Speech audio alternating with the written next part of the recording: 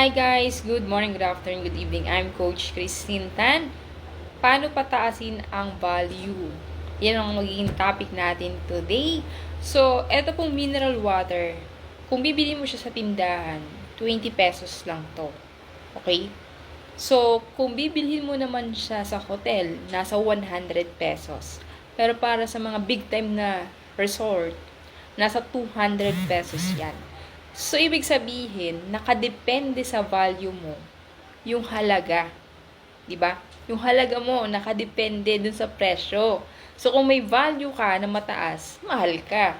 Diba? Paano mo patataasin yung value mo? Alam nyo ba guys, dati lang ako empleyado na nagtatrabaho ng 12 hours per day na kumikita ng 10,000 per month. No? Way back 10 years ago. And then, nag-networking ako part-time. So, kumita na po ako na kaya na akong buhayin. Naging times 5 na yung income ko. Nag-resign ako at nag-full-time sa aking business, sa networking. So, guys, nung nagulat na lang ako, pinatawag ako ng CEO. Tapos, binigyan ako ng 4 na DVD player. Kasi dun sa company namin, ang nauuso kasi yung DVD player. Pag may mga new blood kaming nakukuha, yung mga hindi marunong magsalita na tapos tinuturuan naming magsipag kasi offliner pa ako noon. Nagbabahay-bahay kasi kami yan. So ako kasi marunong naman ako mag-talk. Pero ginagamit pa rin namin DVD player. Ang ginagawa kasi ng mga tao ko ay nire-record nila yung video ko, yung complan ko, yung product demo ko. Tapos, may CD lang, ipi-play doon sa DVD player. And then, kapag nag-house to house sila, yun yung pinapanood nila sa tao. Parang ginawang trabaho, yung networking, di ba? So, nalaman yun ng CEO namin, tinatawag ako. Binigyan ako ng 4 na DVD player para daw sa mga leader ko. Tirayin mo yun. Ganon kalupit kapag ginalingan mo sa ganitong industry. Diba? Hindi ka nila mapapansin sa umpisa, pero pag nakita nila yung potential mo na nagpapasok ka ng malaking benta sa company, eh mapapansin ka rin nila, no? And then nung afternoon guys, no? Afternoon hindi sumunod, laptop naman. Tapos pinapaloan nila ako 50k, 100k kung gusto ko daw mag-loan.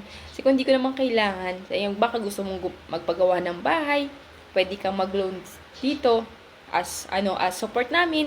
So, ibig sabihin, mataas na yung value kasi ganun na yung mga offer. 'Di ba?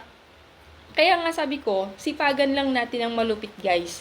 Sipagan lang natin ng malupit. And nagpapasok na kasi ako ng maraming, nagpasok ako ng 10 stockies in just 2 weeks. Tapos, nagpasok ako ng Mega Center, 1 million.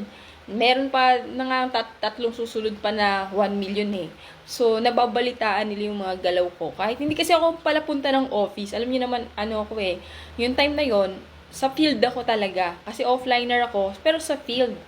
Field ako. Nag-embed ako, nagbo-boom ako, 100 attendees, 3 times a week, nagbo-boom ako. Tapos, nag-aral din ako ng online, kaya yung hataw ko, offline, online. Pag uwi ko, online naman ako. 'Di ba? Kaya marami akong video na napapanood din nila. So, yun guys, no. So, ang dami kong pinasok na sales sa company. So, naba-value kanila pag ganun. Kaya ang pinaka-purpose ng video na to, galingan po natin. Magpasok tayo ng maraming pay-ins, 'di ba? Lupitan po natin, guys. Lupitan po natin. So, may tendency pa nga nun, opera na ako ng kotse. Kaso lang, hindi ako marunong mag-drive. So, hindi ko pa naman kailangan. Saka ang gusto ko talaga, matuto sa online, tapos mag-build online. Yun yung goal ko talaga noon. Kasi bata pa ako noon eh. Bata pa. So, saka gusto ko talaga, yung magkaroon ng mga apartment. Yan yung pangarap ko. Kasi pag po tumatanda na tayo, kailangan natin ng asset na kahit hindi tayo nagtatrabaho, may pera pa rin pumapasok sa atin. 'Di ba? 'Yun. So, ang pinaka-lesson lang po dito guys, galingan natin, sipagan natin, araw-araw talaga may pay-ins ako niyan. No, kasi ginawa namin trabaho ang networking eh. Nagbabahay-bahay kami. Tapos yung mga nakakausap namin, kahit wala silang sakit, tinatanong namin, may kilala po ba kayo may sakit? Kasi yung product namin noon, magaling siya magpagaling ng mga may sakit. Talagang pag pinainom mo dun sa tao, nahihilo siya, nilalagnat siya, mawawala yung lagnat on the spot. Ganun kalupit. Kaya, Talagang pag produkto talaga ang nagsasalita, madali lang siyang i-market, no? So, ngayon pa lang, pataasin mo ng value mo. Araw-araw magpasok ka ng pay-ins. Thank you and God bless. Subscribe my YouTube channel, Christine Tan TV.